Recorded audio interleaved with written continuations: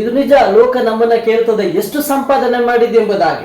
ದೇವರು ತನ್ನ ಟೈಮ್ ಬರ್ತದೆ ನಮ್ಮನ್ನ ಕೇಳ್ತಾನೆ ಏನು ಸಂಪಾದನೆ ಮಾಡಿದೆ ಎಂಬುದಾಗಿ. ಈ ಲೋಕದಲ್ಲಿ ಎಷ್ಟು ಸಂಪಾದನೆ ಮಾಡಿದ್ದೆ ಅನ್ನುವಂಥದ್ದು ಲೋಕದಲ್ಲೇ ಮುಗಿದು ಹೋಗ್ತದೆ. ದೇವರು ಕೇಳುವುದು ಏನು ಸಂಪಾದನೆ ಮಾಡಿದೆ ಎಂಬುದಾಗಿ. ಅದು ಪರಲೋಕದ ವಿಚಾರವಾಗಿ ದೇವರು ಮಾತನಾಡ್ತಾರೆ. ಈ ಲೋಕದಲ್ಲಿ ನೀನು ಅಗರ್ಭ ಶ್ರೀಮಂತನಾಗಿ ಸಂಪಾದನೆ ಮಾಡಿರುವಂಥದ್ದೆಲ್ಲವೂ ಕೂಡ ನೀನು ಪರಲೋಕ ಕೊಂಡುಕೊಳ್ಳೋಕೆ ಸಾಧ್ಯವಿಲ್ಲ. ಪರಲೋಕ ದೇವರು ನಮಗೆ ಕೊಡುವಂತ ರಕ್ಷಣೆ ಕೊಂಡುಕೊಳ್ಳೋದಕ್ಕೆ ಸಾಧ್ಯವಿಲ್ಲ. ಇದರ ಅರ್ಥ ಸಂಪಾದನೆ ಮಾಡಬೇಡ ಅಂತ ನಾನು ಹೇಳ್ತಿಲ್ಲ. ದೇವರನ್ನ ಸಂಪಾದನೆ ಮಾಡಿಕೊಂಡು ಕೆಲಸಗಳನ್ನು ಮಾಡಿಕೊಂಡ್ರೆ ನಿನಗೂ ಸಮಾಧಾನ ಇರುತ್ತೆ. ನೀನು ದುಡಿದಂತ ಹಣದಲ್ಲಿ ಕೂಡ ಒಂದು ಸಂತೋಷ ಇರ್ತದೆ.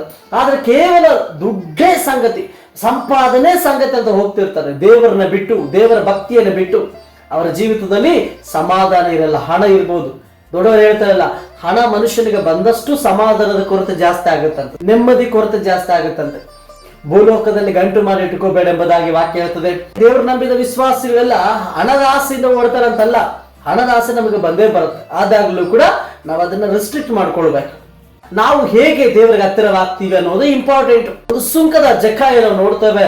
ಆತನು ಒಂದು ಪಾಪಿ, ಆತನು ಅನೇಕರಿಂದ ಬಲವಂತವಾಗಿ ವಸೂಲಿ ಮಾಡಿದ. ಆದರೆ ಯೇಸು ಸ್ವಾಮಿ ಆ ಮನೆಯಲ್ಲಿ ಬಂದಾಗ 4ರಷ್ಟು ಕೊಟ್ಬಿಡ್ತೀನಿ ಅಂತಂದ. ನೋಡಿ, ಸಂಪಾದನೆ ಮುಖ್ಯವಾಗಲಿಲ್ಲ, ದೇವರು ಮುಖ್ಯವಾದ್ರು.